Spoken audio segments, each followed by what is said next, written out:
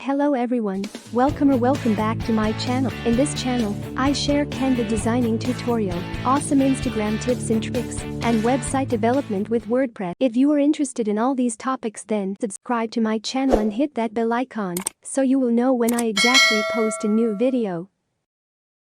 Hello friends, today we are going to learn how to create a business card in Canva. Search business card.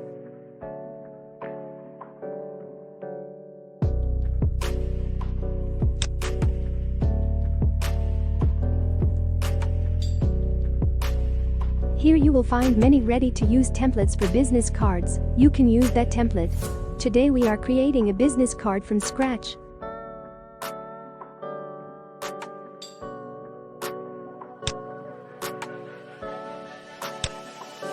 Let's add another page.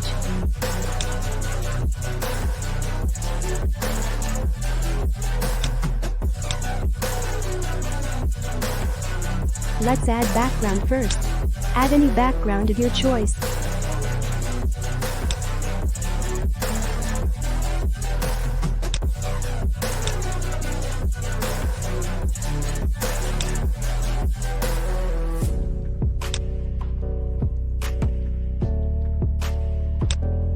Now let's add a frame circle first.